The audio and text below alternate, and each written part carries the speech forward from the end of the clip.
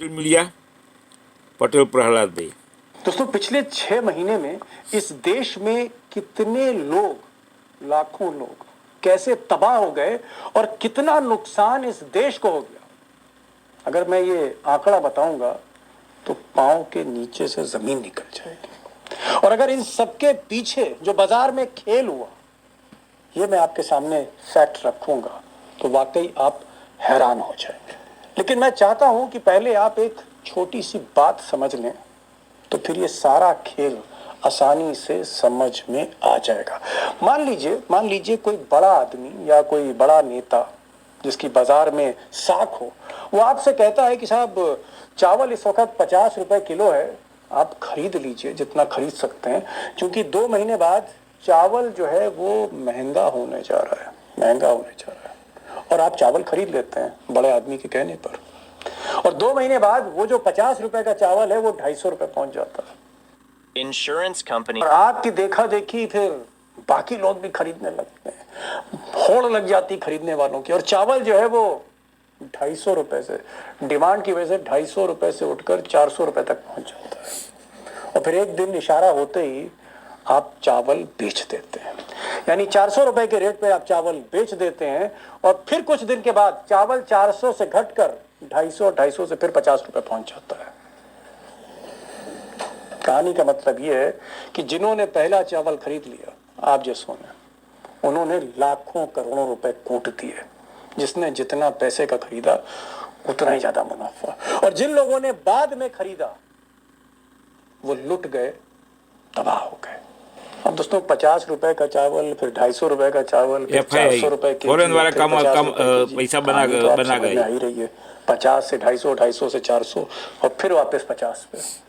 कहानी तो आपको समझ में आ रही, लेकिन असली कहानी पर मैं आना चाहता हूं। असली कहानी यह है कि आज शेयर बाजार ऐसा टूटा कि कोहराम मच गया। यकीन मानिए, सिर्फ एक दिन में, ओनली इन वन डे, हजारों हजार, लाखों निवेशक, आम आदमी, आम जनता, रिकॉर्ड टूट गया। 8 लाख करोड़ रुपए एक दिन में सुहा हो गए। अगर पूरा फरवरी का आंकड़ा अगर मैं उसका जिक्र करूं, पूरी फरवरी का, तो 40 लाख करोड़ रुपए एक महीने में मिट्टी में मिल गए। शेयर बाजार लगातार 5 महीनों की गिरावट की ओर है। साल 1996 के बाद सबसे बड़ी मंदी का खतरा है।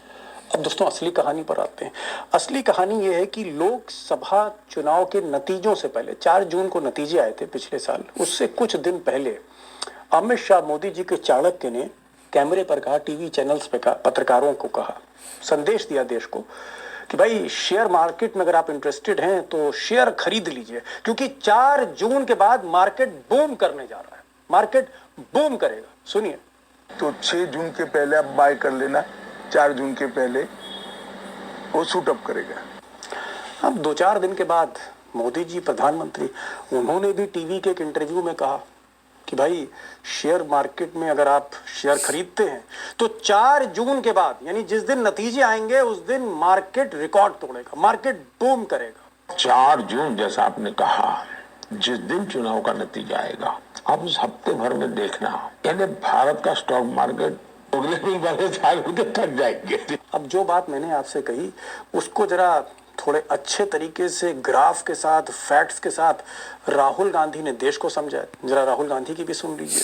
अमित शाह कहते हैं बाय शेयर्स बिफोर 4 जून। 19 में नरेंद्र मोदी जी कहते हैं stock market will break records on June 4। ये कौन लोग हैं? ये वो लोग हैं जो जानते हैं कि कोई ना कोई घपला हो रहा है। हजारों करोड़ रुपए यहां पे इन्वेस्ट हुए हैं। अब राहुल गांधी अपने अंदाज में, अपने तरीके से तथ्यों को रख रहे हैं, नेता विपक्ष है। लेकिन मैं ये नहीं दोस्तों कह रहा हूं कि कोई ऐसा सबूत मेरे हाथ लग गया है, कि ऐसा कोई फैक्ट हाथ लग गया है कि मैं ये कहूं कि अमित शाह ने कोई खेल कर दिया या मोदी जी ने कोई खेल कर दिया। लेकिन हाँ, ये जमीनी सच्चाई है कि जब मोदी जी की सरकार बन गई, उसके बाद मार्केट में तेजी आ गई।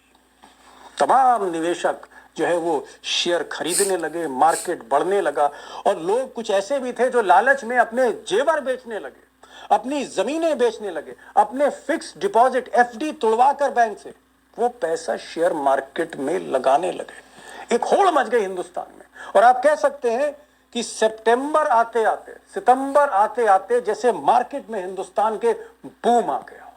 दोस्तों अगर आप सितंबर 2024 का चार्ट देखें तो शेयर मार्केट आसमान छू रहा था, और जो सेंसेक्स था, जो इंडेक्स था शेयर मार्केट का, जिससे पता लगता है कि शेयर मार्केट कितना प्रॉफिट में जा रहा है, कितना ऊंचाई पर जा रहा है, ये जो सेंसेक्स है ये 85,836, इसका जो अंक था रिकॉर्ड 85,836 अंक पर जो है शेयर मार्केट का इंडेक्स था, सेंसेक्स था, रिकॉर्ड था। ऐसा कभी नहीं हुआ इस देश में। और मार्केट की उस वक्त जो कीमत थी, हिंदुस्तान के बाजार की जो कीमत थी, माइंड ब्लोइंग थी, कल्पना से परे थी। 5.7 ट्रिलियन डॉलर्स उस वक्त मार्केट की कीमत थी। आप कह सकते हैं अद्भुत, अकल्पनीय। लेकिन उसके बाद दोस्तों क्या हुआ, सितंबर के बाद जब अक्टूबर का महीना आया तो धीरे धीरे खेल बदलने लगा, बाजार गिरने लगा और गिरते गिरते नीचे लुढ़कने लगा, और लोगों की कहीं ना कहीं सांसें थमने लगी, रुकने लगी। और उधर अगर आप अमेरिका देखें तो ट्रम्प साहब का आगमन हो जाता है नवंबर में, और उसके बाद खलबली और मचती है, टैरिफ की बात होती, दुनिया भर की बातें होती हैं, एक खलबली मचती है। और विदेशी जो निवेशक हैं, जो बाहर की कंपनियां हैं, जो शेयर मार्केट में पैसा लगाती हैं, उन्होंने पैसा खींचना शुरू कर दिया, मुनाफा वापस खींचने करके लगे, चली शेयर गई। बेचने लगे। इसी तरह से जो मैंने कहा था ना कि जब चावल 400 पे पहुंचा और लोग बेचने लगे, सियाने लोग, इसी तरह जो बड़े सियाने लोग थे, मैं ये नहीं कह रहा हूं किस लॉबी के थे, हिंदुस्तान के जो बड़े कार्टल्स थे, बड़े लोग थे, स्टॉक ब्रोकर्स थे, वो भी मूड समझने लगे, उन्होंने भी शेयर बेचने शुरू कर दिए। और ऐसा जानकार कहते हैं कि जो विदेशी कंपनियां, यूरोप की कंपनियां, अमेरिका की कंपनियां, फाइनेंशियल इंस्टीट्यूशंस हैं, जो शेयर मार्केट में इन्वेस्ट करती हैं मुनाफे के लिए, उनको लगने लगा कि मुनाफा यहां अब रहा नहीं भारतीय बाजार में। यानी 3-4 महीने का जो गुब्बारा था वो फूटने लगा था, और हिंदुस्तान के मार्केट से पैसा निकालकर विदेशी कंपनियां, सियाने लोग चाइना में वही पैसा इन्वेस्ट करने लगे। फैक्ट ये है कि चाइना में इन्वेस्ट करने पे पैसा बन रहा है, इंडिया में इन्वेस्ट करने पे पैसा नहीं बन रहा है, और जितना पैसा भारत से निकाला गया है उतना ही पैसा चीन में लगाया गया।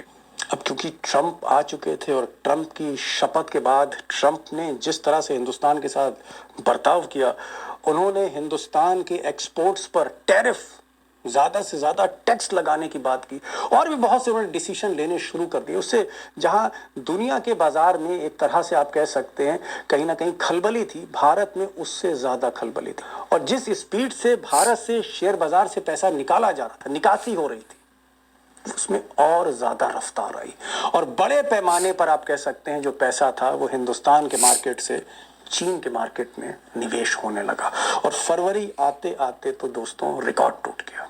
जी हाँ, रिकॉर्ड टूट गया, कोहराम मच गया। और अगर आप ये चार्ट देखें तो जो सेंसेक्स 85,000 पे था, 85 पर था, वो 73 पे आ गया, 85 से गिरकर 73, लोएस्ट। और लोग तो ये भी कहते हैं कि 30 वर्षों में, 30 इयर्स में इस तरह की गिरावट लगातार 5-6 महीने कभी नहीं देखी गई। यानी जो मार्केट सितंबर में तकरीबन 5.7 ट्रिलियन डॉलर का था, वो फरवरी में घट के 4.4 ट्रिलियन डॉलर्स का हो गया। और आप कह सकते हैं कि गुब्बारा जैसे फट गया हो, हवा निकल चुकी थी, बबल बस्ट कर चुका था। और देश को पिछले 6 महीने में 1.2 ट्रिलियन डॉलर्स, 1.2 ट्रिलियन डॉलर का नुकसान हुआ। अगर आप इसको रुपए में कन्वर्ट करेंगे तो 1000 लाख करोड़ के ऊपर जाएगी रकम। लिख नहीं सकता मैं, इतनी बड़ी रकम है।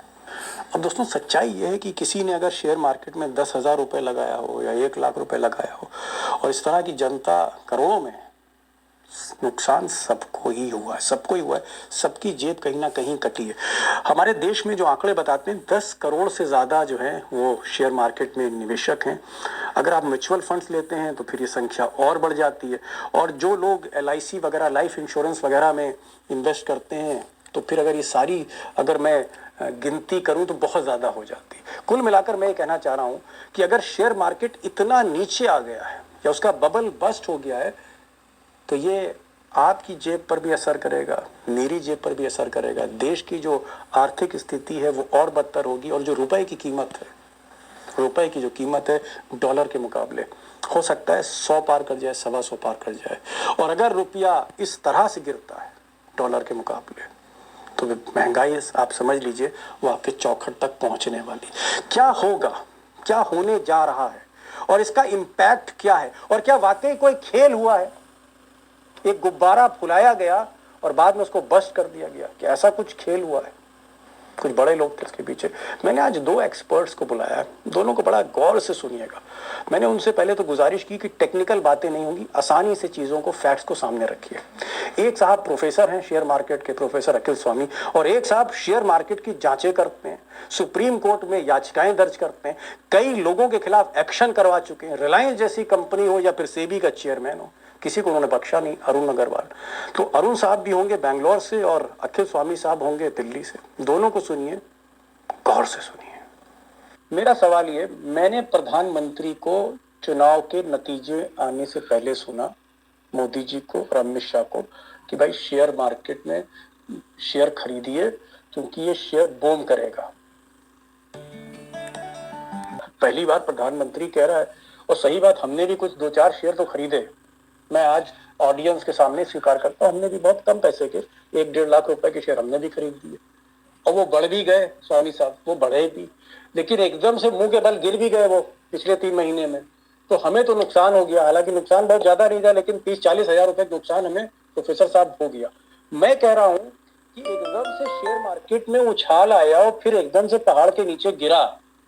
क्या आपको लगता है कि कोई आर्टिफिशियल ट्रेडिंग चल रही थी, कुछ खेला चल रहा था, कुछ पर्दे के पीछे कुछ ऐसे कार्टल्स थे, ऐसे ब्रोकर्स थे जो खेल कर रहे थे और सेबी ने आंख बंद कर रखी थी? कुछ आपको खेल लगता है इसके पीछे?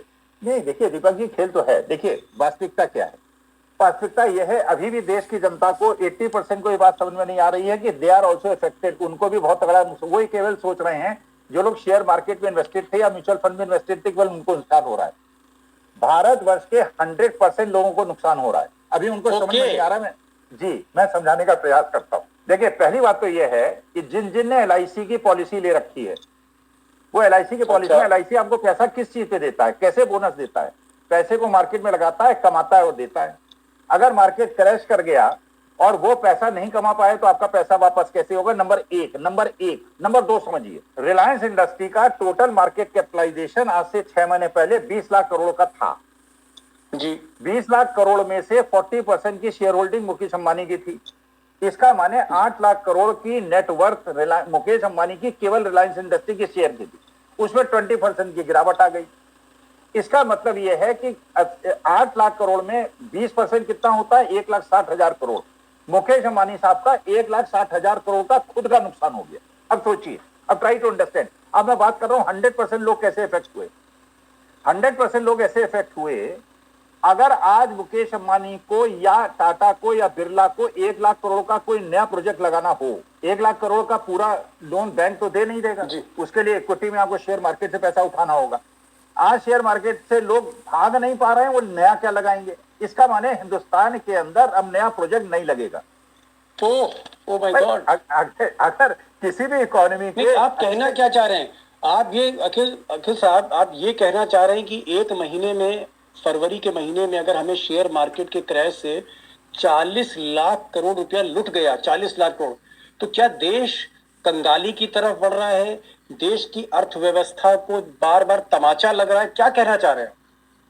देखिए, मैं ये कहना चाह रहा हूं, पहली बात तो मैं कहना चाह रहा हूं, डॉक्टर मनमोहन सिंह के जमाने की जो एवरेज जीडीपी थी, मोदी जी के जमाने में एवरेज जीडीपी उससे कम है। अच्छा, एक साल उनका भी बहुत खराब था, जो सब प्राइम क्राइसिस का था, जो कोविड से भी बड़ा क्राइसिस था, और कोविड में भी क्राइसिस था, तो दोनों के प्राइम मिनिस्ट्रियल टाइम पे एक साल बहुत ज्यादा खराब बीता। लेकिन मनमोहन सिंह के जमाने में लोन जितना था और जीडीपी एवरेज ज्यादा थी, और मोदी जी के जमाने में लोन 4 गुना बढ़ गया और जीडीपी कम हो गई। तो मैं जो बात कहना चाह रहा हूं दीपक जी, उसको ध्यान से आपके दर्शक श्रोता समझें। अगर आज हिंदुस्तान के अंदर, भाई एक आप चाहते हैं ना कैपिटल इन्वेस्टमेंट को, कैपिटल इन्वेस्टमेंट कौन करेगा? या तो सरकार करेगी या निजी संस्थाएं करेंगी। अगर निजी, आप मान लीजिए आप होते पूंजीपति और आपको 1 लाख करोड़ का प्रोजेक्ट लगाना होता, आपने 1 साल पहले अगर 1 लाख करोड़ का प्रोजेक्ट लगाया होता और उसमें 80,000 करोड़ आपने शेयर मार्केट से उठाया होता, जनता आपको 80,000 करोड़ दे देती, आप प्रोजेक्ट लगा देते। अब आप कल्पना कीजिए, आज 1 लाख करोड़ का प्रोजेक्ट आप लगाना चाहे और मार्केट में कहें कि 80,000 करोड़ मुझे इक्विटी में दे दो, कोई देगा क्या? ओके, नहीं, कैसे देगा? नहीं देगा। नए प्रोजेक्ट्स लगना मुश्किल है। जी जी जी, नहीं मैं समझ रहा हूँ प्रोफेसर साहब, मैं समझ रहा हूँ। अरुण जी के पास आ रहा हूँ। अरुण जी, आपने तो शेयर मार्केट के का जिंदगी बड़े घपले आपने परतें खोली, आप सेबी के चेयरमैन से टकराते रहे, व्यवस्था पर एक के बाद एक आप जो है सुप्रीम कोर्ट का दरवाजा खटखटाते रहे, कई मुकदमे जीते भी, तो आप तो खेल समझते हैं पर्दे के पीछे का। मैं सिर्फ ये जानना चाह रहा हूँ कि आपकी पारखी आंखें क्या कह रही हैं कि पिछले 6-7 महीने में या साल भर में शेयर मार्केट में खेला हुआ, जिन कंपनी की हैसियत नहीं थी उनके शेयर, जैसे ये कह रहे हैं 20 रुपए का टमाटर 40 रुपए में खरीदा गया, क्या इस तरह की चीजें हुई हैं कि 10 रुपए की चीज 50 रुपए में बिक रही थी? क्या एक हम आर्टिफिशियल जो है प्राइस बढ़ा रहे थे? ऐसे कुछ कार्टेल्स थे, ऐसे कुछ गिरोह काम कर रहे थे? भारत का जो बाजार था वो सबसे महंगा बाजार था। उसका जो पीई रेशियो था, उसका जो है जो प्राइस थी और उसकी अर्निंग थी, उसमें बहुत बड़ा डिस्कनेक्ट था और ये बात सबको लग रही थी। और ये जो लोग कह रहे थे कि नहीं अगला 3 साल में इस तरह की इकॉनमी हो जाएगी, तो शेयर बाजार जो है 3 साल आगे नहीं देखता है, वो 6 महीने साल भर आगे देखता है। तो ये कोई जस्टिफिकेशन नहीं था कि जितने, और स्पेशली जो माधवी बुच के समय में हुआ, जो अभी प्रोफेसर साहब समझा रहे थे कि कैसे जो है छोटे कैपिटल में शेयर का दाम बढ़ा के आप उसके बाद बेच गए, ये जो स्टूडेंट का वो जी एग्जाम्पल ले रहे थे, तो वो आज का नहीं, वो पुराना है, पंप एंड डंप। मतलब कि पहले शेयर, हाँ उसका नाम ही है पंप एंड डंप। पंप मतलब उसको पंप करके प्राइस ऊपर करो। पहले तो बाजार में जितने फ्लोटिंग स्टॉक के हैं वो सारे शेयर खरीद लो, अब सारे शेयर तुम्हारे पास आ गए। और अब जो है उसमें ऐसी न्यूज छापो कि इसमें आर्टिफिशियल इंटेलिजेंस आ जाएगा, इसमें डिजिटल आ जाएगा। अब लोग जब खरीदने गए तो शेयर है ही नहीं। तब उस समय क्योंकि आपने सारे कॉर्नर कर लिए शेयर्स, आपके पास जो पैसे थे जो हर्षद मेहता करते थे, तो उसके बाद आपने डंप कर दिया। तो इसको कहते हैं, ये बहुत पुराना, मतलब जितना पुराना स्टॉक एक्सचेंज है, ये ट्यूलिप स्कैम से चले जाइएगा तो आज तक नाम है उसका। मतलब मैं समझ रहा हूँ अरुण जी, आप ये कह रहे हैं कि कोई भी शेयर है, मतलब मान लीजिए टमाटर 10 रुपए का है, इसकी कीमत हम 20, 25, 30 रुपए ले जाएं, उसके बाद जब अपना सारे शेयर खरीद लें, फिर बेच के मार्केट से बाहर निकल जाएं, फिर टमाटर फिर 2 रुपए का आ जाए, ये आप कहना चाह रहे हैं? ऊपर गया फिर नीचे। हाँ, टमाटर है कि भाई सब जगह है, लेकिन एक कंपनी का शेयर है जिसकी की कैपिटल केवल 2 करोड़ है, 3 करोड़ है, और एसएमई में आती है और वो कहती है कि देखिए हमको सोलर का ये मिल रहा है, वो मिल रहा है, और पुराना अपना इन्फ्लेटेड प्रॉफिट दिखाती है। और जितने लोग लालची हैं वहाँ बैठे हैं, वो कहते हैं कि अरे फलाना small and mid cap, SME का मतलब कि छोटी कैपिटल में, तो वो उसका ले लेते हैं। तो सबसे बड़ा जो घपला हुआ है वो छोटे कैपिटल वाले शेयर में हुआ है, एचडीएफसी और बड़े कैपिटल वाले शेयर में नहीं हुआ है, क्योंकि ये खेला जो है ये छोटे कैपिटल में ही हो सकता है। प्रोफेसर साहब, यहाँ पर मैं अभी एक बहुत बड़े स्टॉक ब्रोकर से बात कर रहा था, उनका ये कहना था कि लोगों ने जब शेयर मार्केट, जब मोदी और शाह साहब ने कहा कि भाई सरकारी कंपनियों के शेयर खरीदिए, देखिए कितना बढ़ रहे हैं, और लोगों को लगा भाई प्रधानमंत्री भी इंटरेस्ट ले रहे हैं, और वाकई सरकार भी उनकी बन गई मोदी जी की। तो मुझे एक ब्रोकर ने बताया कि साहब बहुत से हमारे पास ऐसे लोग आते थे जो जेवर बेच के, घर के जेवर बेच के, जमीन बेच के और बैंक के एफडी तोड़वा के वो शेयर मार्केट में पैसा लगा रहे थे कि भैया यहाँ तो कम से कम 2 रुपए का 3 रुपए जल्दी हो जाएगा। लालच में लोगों ने, महाराष्ट्र के लोगों ने, उत्तर प्रदेश के लोगों ने, मध्य प्रदेश के लोगों में, उन्होंने अपने जेवर बेच दिए, जमीन बेच दी, और कहीं ना कहीं बहुतों ने मकान बेच दिए, और वो उनकी कोशिश थी कि सबसे पैसा यहाँ डबल हो सकता है। Paper forms belong in a museum. लेकिन हकीकत ये है कि अब उनका जो शेयर जिस तरह से नीचे आया है, उनका कहीं ना कहीं जेवर का जो पैसा उन्होंने बेचा था या जो जमीनें बेची थी, सारा पैसा उनका फंस गया, बल्कि फंस नहीं गया, खत्म हो रहा उनका पैसा, वो लुट गए हैं। ये हालत है हिंदुस्तान की। आपको लगता है कि क्या इसकी वजह से बहुत से करोड़ों परिवार हैं जो उभर नहीं पाएंगे इस शेयर मार्केट क्रैश से? दीपक जी, भगवान न करे ऐसा हो, लेकिन जब अरुण जी बताएंगे, जब हर्षद मेहता केतन पारी का समय था, बहुत सारे ब्रोकर्स ने किया था। भगवान करे ऐसा न हो, मैं लोगों से कहूंगा ऐसा न करें, लेकिन लोग अवसाद में, आपको देखिएगा कुछ समय में ये खबरें मिलने लगेंगी जो नहीं होनी चाहिए। इसलिए कि देखिए वही होता है जो वॉरेन बफेट का सिद्धांत कि मार्केट इतना ग्रीडी हो गया था। अच्छा, जो अरुण जी ने कहा, देखिए जो हम अर्निंग पर शेयर और प्राइस अर्निंग रेशो की बात करते हैं ना, फॉरवर्ड आगे की बात करते हैं, आगे तो मोदी जी ने कहा था 9% की ग्रोथ होगी, 9% की ग्रोथ होगी, तो लोगों ने 9% के हिसाब से कैलकुलेट कर लिया। अरे यार, आपकी जो एवरेज ग्रोथ थी वो कम हो रही है, लोन बढ़ रहे हैं। जब आपका कंस्ट्रक्शन नहीं होगा, आपका डेवलपमेंट नहीं होगा, तो आपके शेयर प्राइसेस तो क्रैश करने हैं। अच्छा, शेयर प्राइसेस को आर्टिफिशियली आपने बढ़ा रखा था। तो असली मुद्दा है, जो बात आप कह रहे हैं, आपको लाखों केस ऐसे मिलेंगे। देखिए, जो स्मार्ट इन्वेस्टर होता है, जब मार्केट पैनिक ग्रीड में जाता है, वो बेच के निकल जाता है, और खरीदता कब है? जब मार्केट पैनिक पे आ जाता है। और जो गरीब आदमी होता है, वो मार्केट में ग्रीड में घुसता है और पैनिक में बेचता है। इसीलिए शेयर मार्केट में 95% लोगों का पैसा डूबता है और केवल 5% लोगों का पैसा। आज मैं दीपक जी आपके कार्यक्रम में शर्ट पहन के इसलिए बैठा हूं, मैं भी कोट पहन के बैठता, लेकिन मेरा भी इतना ज्यादा नुकसान हो चुका है। ओह, अच्छा, आप भी चोट खा चुके हैं? और यही सब्जेक्ट मैंने पढ़ाया है। ओके, मतलब आप शेयर मार्केट के एक्सपर्ट हैं, उसके बाद भी आपने इतनी गहरी चोट खाई कि शर्ट से कोट उतर गया। मतलब हालात ये हैं प्रोफेसर साहब। अरे अगर दीपक जी, मैंने अगर ये सब्जेक्ट ना पढ़ाया होता और मैंने जो पोर्टफोलियो इक्विटी में बना रखा था, अगर उसको मेंटेन करता, तो मैं शर्ट पहनने की भी पोजीशन में ना होता। मैंने अपने बहुत सारे पैसे को कैश में ले आया था, इसलिए ले आया था। यही मार्केट के अंदर होता है, जब मार्केट ग्रेड पे आ जाए तो कैश पे शिफ्ट हो जाओ, जब मार्केट पैनिक पे हो जाए तो उसे शेयर में कन्वर्ट कर दो। लोग नहीं कर पाए। और आज की तारीख में प्रोफेसर साहब, मोदी को छोड़िए और गुजरात लॉबी को छोड़िए, गृह मंत्री को छोड़िए, अब आपने इतनी बड़ी बात कह दी कि भाई कहीं ना कहीं आप चोट खा गए। मतलब शेयर मार्केट का जो प्रोफेसर है, जो स्टूडेंट्स को पढ़ा रहा है यूनिवर्सिटी में, वो चोट खा गया। तो ये बताइए, सुझाव क्या है? क्या ये इस वक्त लोग शेयर मार्केट से थोड़ा दूर रहें, संभल के चलें, पैसे को बैंक में रखें? अभी फिलहाल क्या है इस वक्त? क्योंकि आपको लगता है कि हिंदुस्तान का शेयर मार्केट ठीक नहीं, गड़बड़ है, यहाँ पर गड़बड़ झाला है। एक बड़ा इंपॉर्टेंट इंटरेस्टिंग टर्म आपको बताता हूं, आपके श्रोता दर्शकों को भी आनंद आएगा। इस समय मार्केट की इसको सिग्निफाई करते हैं ग्रेवयार्ड मार्केट। ग्रेव मतलब कब्रिस्तान। ये कब्रिस्तान वाला मार्केट है। कब्रिस्तान के मार्केट में होता क्या है? कब्रिस्तान में क्या होता है?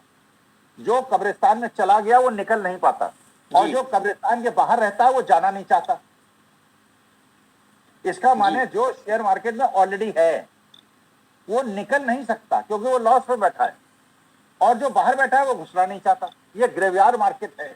क्या एक चीज मैं जान सकता हूं कि ये जो शेयर मार्केट है, अगर हमें 40 लाख करोड़ का नुकसान सिर्फ एक महीने में हो रहा है, हिंदुस्तान के बजट ही को मान के चलिए आप, क्या इससे भारत की आर्थिक व्यवस्था, क्या भारत की इकोनॉमी, आम बोलचाल की भाषा में कहूं कि हमारी माली हालत मुल्क की और बदतर होने जा रही है? दीपक जी, अगर मुझे क्षमा कीजिएगा, मैं एक बहुत प्राउड इंडियन हूं, और भारत माता से कोई बड़ी चीज मेरी नहीं है। जा नहीं रही है। देश की अर्थव्यवस्था को इन लोगों ने खत्म कर दिया है। देश की अर्थव्यवस्था और देश की जनता जितना जल्दी समझ ले, और मुझे वो वचन याद आ रहे हैं राहुल गांधी के, कहने नहीं चाहिए थे उनको भी और मुझे भी नहीं कहना चाहिए, वो स्थिति आ रही है। लोगों को झोला उठा के 6 महीने के अंदर जो अपने बंदरगाह अपने मित्र को दिए उससे भागना पड़ेगा। इसका मतलब फाइनेंशियली एक क्राइसिस में देश जाने वाला है? जाने वाला नहीं है, ऑलरेडी है ट्रैप में, खत्म हो गया है मामला, खेल खत्म है। क्या ट्रंप कोई राहत दे सकते हैं? दुनिया का सबसे ताकतवर आदमी जो मोदी जी का मित्र है, वो कोई राहत दे सकता है? मैं साहब, अगर मुझे आप अनुमति, अगर मैं देश का फाइनेंस मिनिस्टर या प्राइम मिनिस्टर होता, देश के बुरा न माने, जो जिनके पास पैसे, यहाँ के दर्शक श्रोता पैसे वाले भी होंगे, मेरी बात का बुरा ना माने, बड़ी बड़ी कोठियों वाले के पैसे लेके उनके बैंक अकाउंट फ्रीज करके उनको सड़क पे जंजीर डाल के डालता, और हर देश के गरीब आदमी को 10,000 रुपए डेली देता। जो राहुल गांधी का क्रिटिसिज्म हुआ था कि मैं संपत्ति को बांटूंगा। देखिए, देश के गरीब आदमी को 10,000 रुपए दे दीजिए महीना, देश की जीडीपी 20% हो जाएगी। बड़े बड़े लोगों के 15 लाख करोड़ माफ करेंगे। आपने जी वालों का भी लोन माफ किया है, आप सबके अडानी के, अंबानी के, सबके लोन माफ कर देंगे। और एक गरीब आदमी 1 लाख का लोन लेता है, डिफॉल्ट करता है, घसीटते वो उसको ले जाते हैं सड़कों के अंदर। आप अमीरों के लिए आपके एक नियम है, गरीबों के लिए एक नियम है। जिस दिन इस देश के अंदर गरीबों को सुविधाएं मिलने लगी और गरीबों के हाथ में पैसा आ गया, मेरे देश को कोई डिफीट नहीं कर पाएगा। ये कंजम्पशन इकोनॉमी है और आपने देश की 80% जनसंख्या के हाथ से परचेजिंग पावर छीन ली है और अमीरों को सब कुछ सौंप दिया है। मेरे को अमीरों से कोई कष्ट नहीं है, मैं ठीक है, परमेश्वर करे वो भी पनपे, लेकिन गरीब बेचारा अगर रोटी के लिए तरसता है और सब्जी शाम को नहीं बेच पाता, रिक्शे से पैसा नहीं कमा पाता, अपने बच्चे को पढ़ा नहीं पाता, तो ऐसी अमीरी को धिक्कार है। जी चलिए, क्राइसिस में जा सकता है। अरुण जी ये बताइए भाई, अब शेयर मार्केट नीचे जा रहा है और बुरी तरह से लुढ़क रहा है, हमारे एक्सपोर्ट्स जो हैं वो कम होते जा रहे हैं, ट्रम्प साहब टैक्स लगा रहे हैं, प्रोडक्शन जो मैन्युफैक्चरिंग है उसकी हालत बड़ी दयनीय है, चाइना जो है अपना सामान भर रहा है। ये जो चारों तरफ आप माहौल देख रहे हैं, share market, import export, Trump, tariff, China, क्या आपको जीडीपी, लगता है कि रुपीज, हिंदुस्तान को इस वक्त डेमोक्रेसी, एक ईवीएम तरह स्कैम, की इलेक्शन फंड स्कैम, नई तरह की एक पॉलिसी 4000 स्कैम, एक इकोनॉमिक इमरजेंसी का दौर है, और अगर हमने इस पर क्या हो रहा है? तरजीह नहीं दी, तवज्जो नहीं दी, तो साल भर में वाकई श्रीलंका जैसी स्थिति भी हो सकती है। ये कहना नहीं चाहता हूँ, उससे बुरी स्थिति हो सकती है, इससे बुरी? क्योंकि हमारा मुझे तो population मिलिट्री बहुत शासन बड़ा दिखता है। ये डेमोग्राफिक डिविडेंड की बात करते हैं, ये डेमोग्राफिक कर्ज भी है। आप इतने लोगों को जॉब नहीं दे पा रहे हैं। और दूसरी बात मैं आपको बताऊं कि लोग एक सोचते हैं कि शेयर बाजार जो है जीरो सम गेम है, मतलब अगर आपने कमाया तो मैंने खोया, मैं खोया तो आपने कमाया, ऐसा नहीं है। शेयर बाजार जो है एक समुद्र के तरह है, जबकि उठता है, उजाड़ आता है तो सब उठता है, और जब उसका जो नीचे आता है तो सब नीचे जाता है, हर आदमी खोता है। तो जिस आप एक तरफ हमको बताइए कि हमें कहीं कोई उम्मीद की किरण हो, हमारे पास कोई मनमोहन सिंह जैसा आदमी हो जो एक इतना बड़ा अर्थशास्त्री था, उसको आपने एक फ्यूनरल नहीं दिया कायदे का ऑनर में, और न उसकी आपने समाधि बनाई, और न उसको आपने भारत रत्न दिया। आपके पास कौन ऐसा आदमी है जो कि आपको इस संकट से बचा पाएगा? और जो है उसको आप लाएंगे नहीं, और जो लाएंगे जो है वो आएगा नहीं आपके पास, क्योंकि आपको छूट नहीं देगा। अच्छे लोग थे, भाग गए। रघुराम राजन रिजाइन करके चले गए, कहा कि मत करो डिमोनेटाइजेशन, नहीं, तुमको क्या आता है? तो जो लोग जानकार नहीं हैं और वो अपनी मनमानी और इस तरह के सोल्यूशन देते हैं, EVM scam, hijack house, that result. इतना बुरा जो है हमने उस समय भी नहीं देखा था जब हमें सोना गिरवी रखना पड़ा। फर्स्ट और सबसे बड़ी ऑल ईवीएम आपने थ्रू सारे डीप फैक्टर सी गिराए। आफ्टर एक फैक्टर स्टार्ट गिराए। रिजल्ट। देश को एक सर्विस सेक्टर बचा रहा था, आईटी सेक्टर। आज वो आईटी सेक्टर जो इतना एक्सपोर्ट कर रहा था, उसकी भी हालत खराब है। इन्फोसिस में ओवरनाइट जो है ये लोग बड़ा हाँकते थे कि जो है आज जाओ आज छोड़ो, तुमको एक रात हम शरण भी नहीं देंगे, सड़क पर ले आए।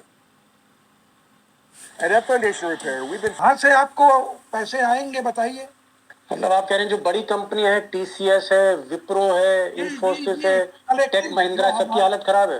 प्रोफेसर साहब, लास्ट क्वेश्चन, क्या आपको लगता है जिस तरह से रुपए की कीमत जो है गिरती जा रही है और बाहर की कंपनियां, विदेशी लोग अपने शेयर बेच के वापस अपना पैसी रकम खींच रहे हैं, क्या रुपए की कीमत अभी और घटेगी? ऐसा तो नहीं है कि 100 रुपए का $1 हो जाएगा? ऐसा तो नहीं लग रहा आपको कि रुपया भी और नीचे गिरेगा, महंगाई और आएगी? प्रोफेसर साहब, रुपए का क्या होगा? मैंने पहले एक बात बताई थी, दोबारा बता देता हूं। जितना रुपया गिरेगा उतना फॉरेन इंस्टीट्यूशन बेचेंगे, और जितना फॉरेन इंस्टीट्यूशन बेचेंगे उतना रुपया गिरेगा।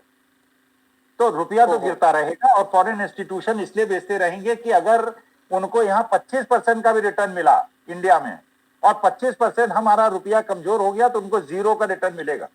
अगर आप कह रहे हैं कि रुपए की कीमत और गिरती चली जाएगी डॉलर के तुलना में, मान लीजिए रुपया अगर 125 रुपए, $1 125 रुपए का हो गया, अगर रुपए की ये हालत हो गई तो आम आदमी पर इसका क्या असर पड़ेगा? क्या महंगाई बढ़ेगी, चीजें महंगी होंगी भारत में, क्योंकि हमारी इंपोर्ट इकोनॉमी है?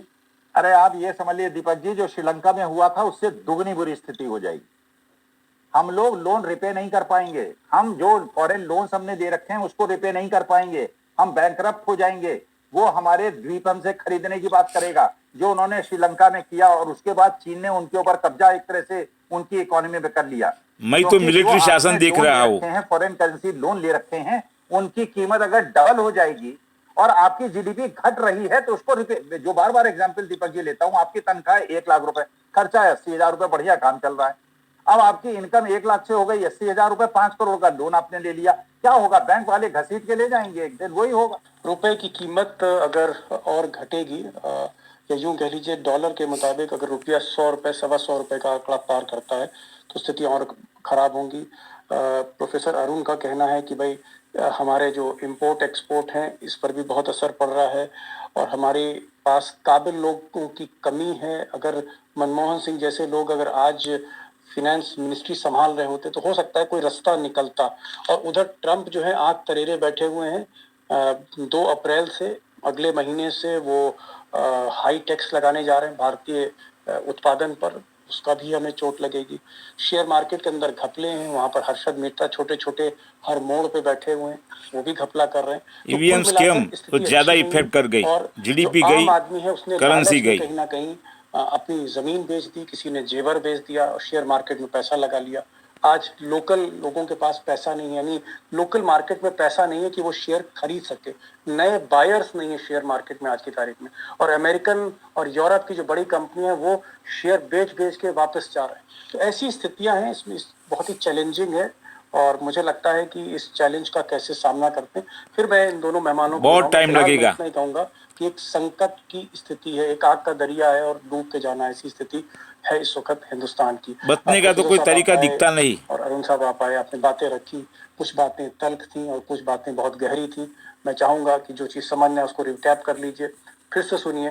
बोला है ये एक सच्चे प्रोफेसर हैं जो कम से कम इकोनॉमी को आगे ले जाना चाहते हैं।